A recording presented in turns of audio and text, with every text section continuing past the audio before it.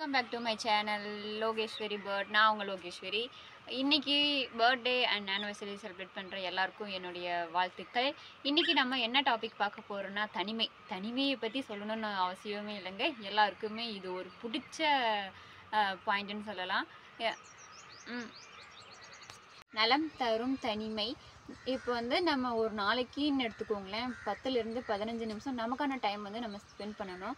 அதில் அப்போ தான் நம்ம அந்த 15 மினிட்ஸில் நம்மளே புரிஞ்சுக்க முடியும். நம்ம எவ்வளோ அண்டர்ஸ்டாண்டிங்காக இருக்கும் அப்படின்றது நமக்கே ஒரு கிளியர் டேட்டா நமக்கே தெரியும்.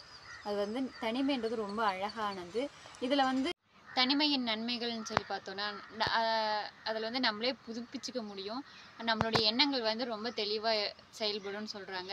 அதுவும் இல்லாமல் நம்மளுடைய ஸ்கில்ஸு, நம்மளுடைய டேலண்ட்ஸ் எல்லாமே எஸ்டாப்ளிஷ் பண்ணுறதுக்கு தனிமை ரொம்ப யூஸ்ஃபுல்லாக இருக்குது அப்படின்னு சொல்கிறாங்க. தீமைகள்னு பார்த்தோன்னா எதுவுமே அளவு தாங்க. தனிமைன்றது ஒரு சில காலம் தனிமைன்றது அவங்களுக்கு கரெக்டாக இருக்கும். நீங்கள் ரொம்ப நாள் தனிமையாக இருந்தீங்கன்னா உங்களுக்குள்ளேயே ஸ்ட்ரெஸ்ஸு, டிப்ரெஷனு அந்த மாதிரி எக்ஸ்ட்ரா இதெல்லாம் நமக்குள்ளே வந்துடும். அதனால் எதுவுமே அளவாக இருக்கிறதுக்கு பேர் அளவாக நம்ம எடுத்துக்கிட்டோன்னா அதுக்கு தனிமையும் ஒரு இனிமை அப்படின்னு சொல்கிறாங்க. தனிமை எப்பயுமே அளவான தனிமை எப்பயுமே அழகானதுன்னு சொல்கிறாங்க. தனிமையில் இருக்கிறவங்களுடைய கேரக்டர்லாம் எப்படி இருக்குன்னு சொல்லி பார்த்தோன்னா, ஆக்சுவலி நானே தனிமையில் இருந்து தான் இப்போ சேனல் ஸ்டார்ட் பண்ணியிருக்கேன்னு சொல்லணும். அதில் அவங்க கேரக்டர் வைஸ் எப்படி பார்த்தோன்னா, அவங்க ரொம்ப சைலண்ட் கேரக்டராக இருப்பாங்க.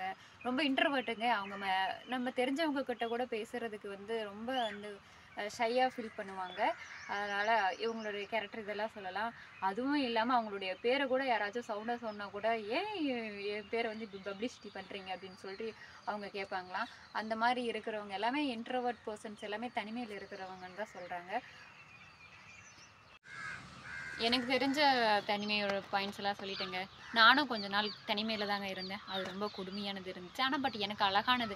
அந்த அழகான ஒரு இதில் தான் இந்த யூடியூப் சேனல் ஸ்டார்ட் பண்ணுற ஒரு மைண்ட் செட்டே வந்துச்சு. என்னையே நானே எஸ்டாப்ளிஷ் பண்ணணும், யார்கிட்டயாச்சும் பேசணுன்றதாச்சும் நம்ம யார்கிட்டயாச்சும் பேசினா தான் நமக்குள்ளே இருக்க என்ன டேலண்ட்ஸ் இருக்குது, அதை எப்படி நம்ம வெளிக்கொண்டு வர முடியுன்றது இன்றைக்கி தனிமையே ஒரு இதில் தனிமையில் நீங்கள் நலம் தரும் தனிமை, நன்மைகள், தீமைகள் எந்த அளவுக்கு இருக்கணும் அப்படின்றதெல்லாம் நம்ம பார்த்தோம். இப்போ ஜென்ரலாக என்னுடைய கருத்தை நான் சொல்ல விரும்புகிறேன். நானும் இவ்வளோ நாள் தனிமையில் தாங்க இருந்தேன்.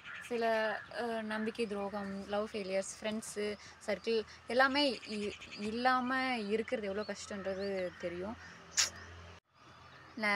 தனிமையை பற்றி இவ்வளோ நேரம் நம்ம பார்த்தோம். தனிமையில் அது எவ்வளோ அழகான தனிமை, அது நம்ம எந்த அளவுக்கு எடுத்துக்கணும், அதில் நன்மைகள் தீமைகள் எல்லாமே இருந்துச்சு.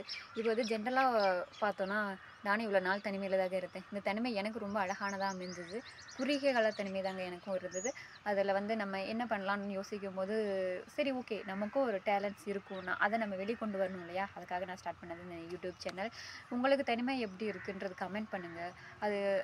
அதில் நிறைய பேர் நிறைய விதமான ப்ராப்ளம்ஸ்லாம் ஃபேஸ் பண்ணியிருப்பாங்க.